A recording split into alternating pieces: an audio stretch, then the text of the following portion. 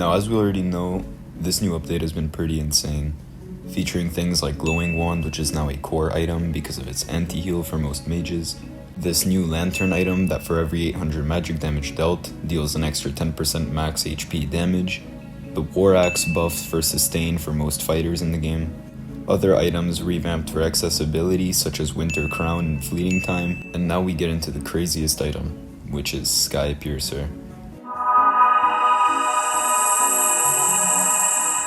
If you don't believe me that this item's crazy, I played it on Paquito, and let me tell you that this is the most bullshit thing I have ever seen in my life.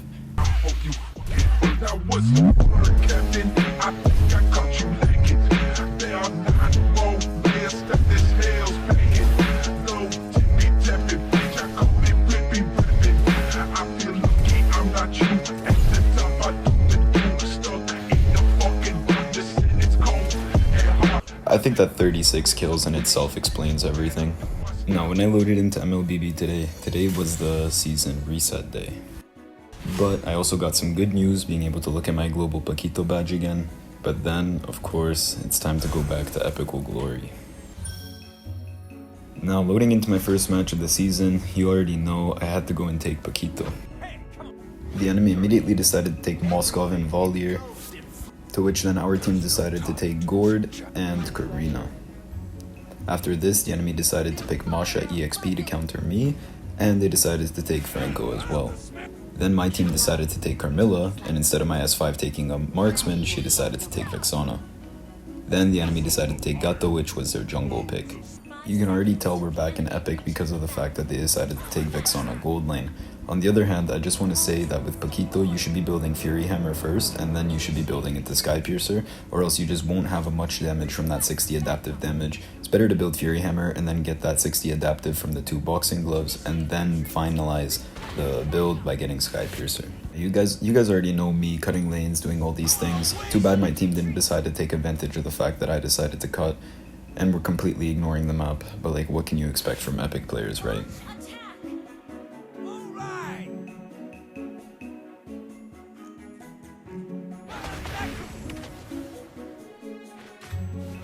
Anyways, I'm just gonna go back to my lane so that Masha can't really push it. Too bad, we definitely could have gotten a first blood if my Carmilla and my Gord were smart.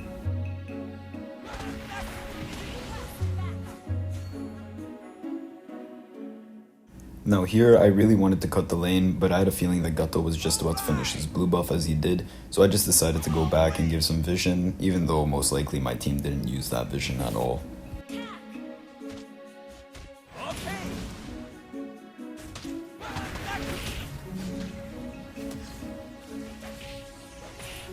This was a pretty good idea from Gord, but obviously the execution was pretty flawed. Let's see if we can still maybe kill this Masha.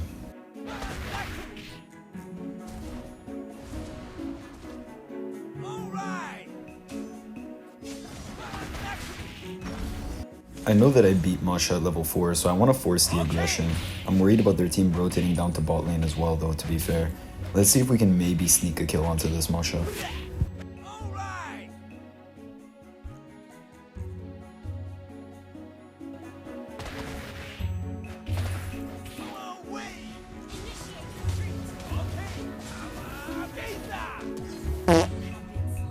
I honestly didn't expect Valier to be in that bush, and I wasted my flicker entirely. I shouldn't have used flicker, I should have just let them get the kill on me. But right now is when I realize I need to be slightly more serious, because even if my team is pretty bad in Epic players, the enemy team isn't.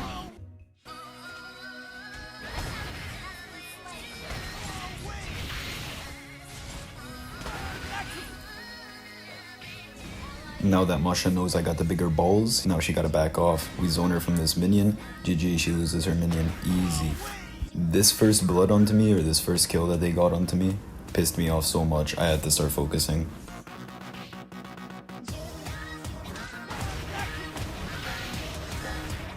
Oh bro, of course she has her flicker back already. That's unfortunate, but as you can see, Masha's not really a counter to Paquito.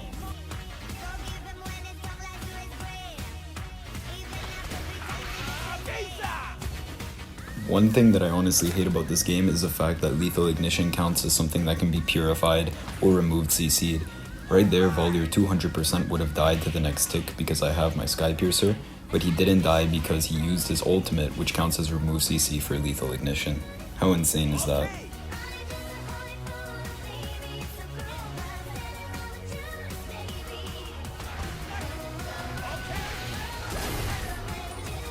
Finally, we get our first kill. Now we get 1% more max HP damage at Skypiercer. It doesn't sound like a lot, but stack this 6 times and you know, it's really good to trade, on top of the 200 gold that we just get for free from Masha. Honestly, at this point, my team's losing pretty miserably on every other part of the map, so we need to start rotating, even if that means giving Masha our bottom turret.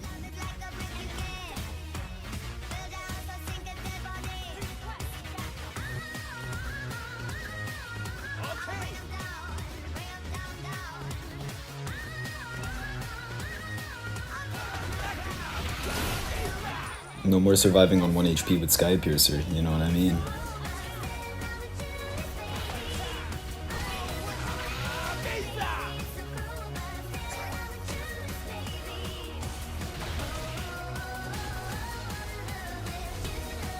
I had way too much faith in this gourd. I needed to realize that he still is an epical glory teammate.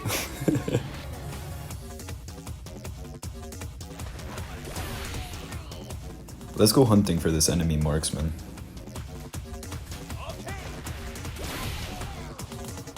Especially since we can already delete him that easily. How about finding him again?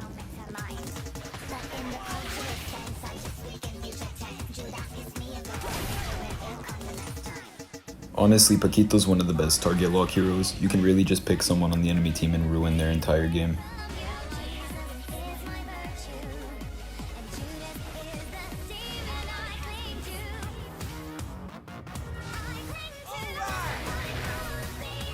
Even though I wanted to go in there, Vexana was out of position and so was Karina, so I just decided, screw it, I'm just gonna live.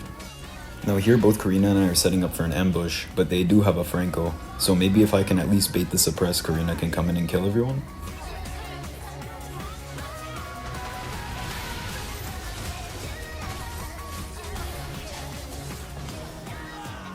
Obviously it would have been better if I didn't die, but I'll take the 3-for-1 trade.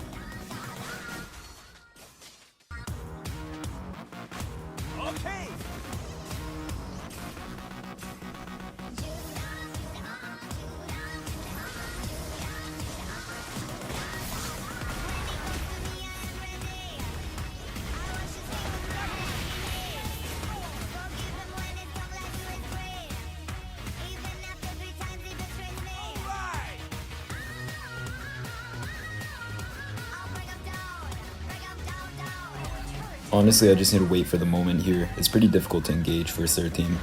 And now honestly that Franco spotted me, it's better to just retreat and try and find a new position. Since they're all pushing top lane, let's go push other parts of the map. This also will give us farm for our items as well.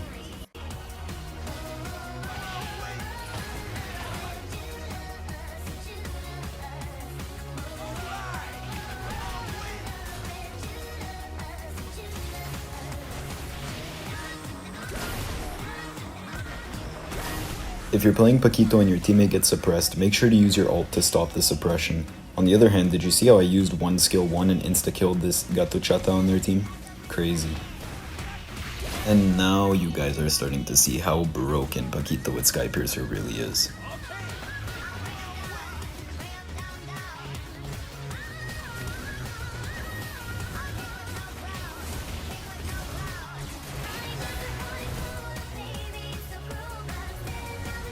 Honestly, this was one of the easiest wins I've ever gotten in my life. Paquito with Skypiercer is just actually disgusting and can really 1v9 games if you play it properly.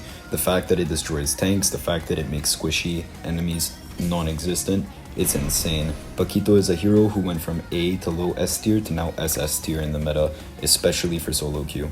I'll see you guys in the next one.